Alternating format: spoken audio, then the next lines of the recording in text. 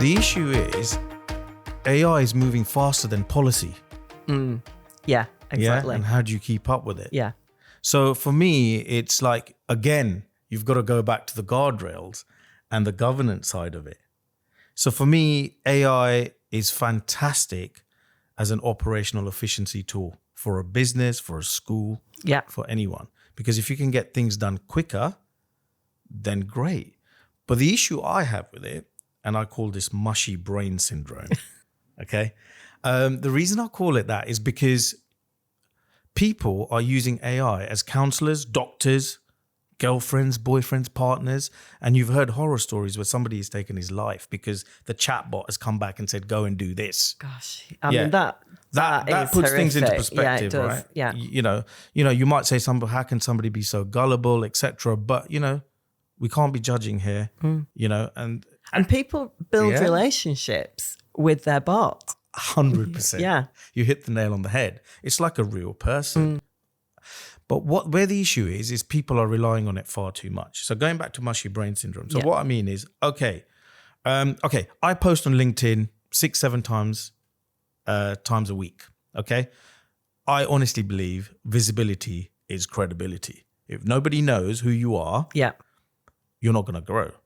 You're not going to grow your personal brand. You're not going to grow your business, and you're not going to be able to empower others. One of my core values, empower others. Okay. And the side effect is revenue. Yeah. So that's what it is. So going back to that mushy brain syndrome, people are using it for everyday tasks, whatever. So go onto a chatbot like ChatGPT, Gemini, Cowork, whatever you want to use. Oh, write me posts for a whole week. No, that's wrong.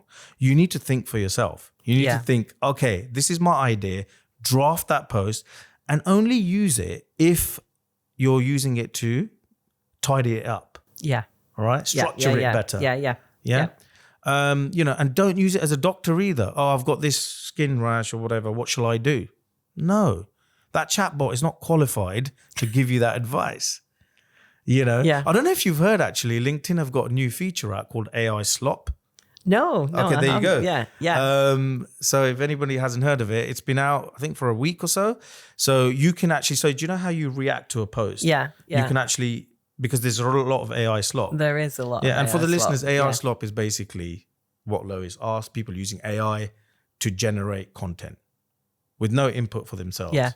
So, that kind of stuff should be called out, but that's a story for another day, because I don't think users are qualified to identify what's slop and what's not. Yeah. But going back to your point, it is scary, but fascinating at the same time, but it should be used as an operational efficiency tool, but the guardrails are necessary. So like the DPIAs, you've got the artificial intelligence impact assessments. Let's assess the risk first, because people and companies, especially tech companies, are quick to ship products. And then what they do is they don't have the privacy person in the room at the very start.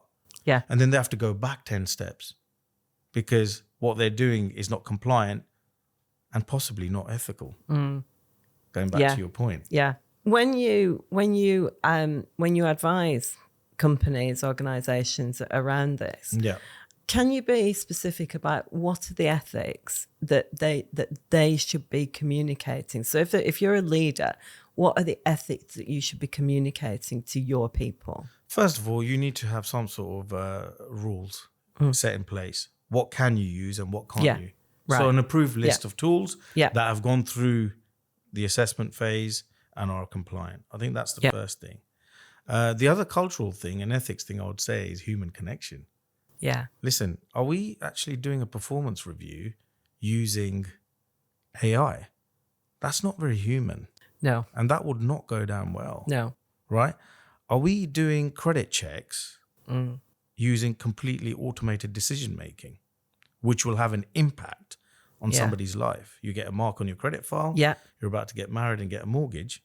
Yeah. That's impacting the rights and freedoms of an individual, which is what data privacy effectively is legislating and protecting for. So for me, the leaders have to have the basics in place. Again, without data privacy, there's no AI.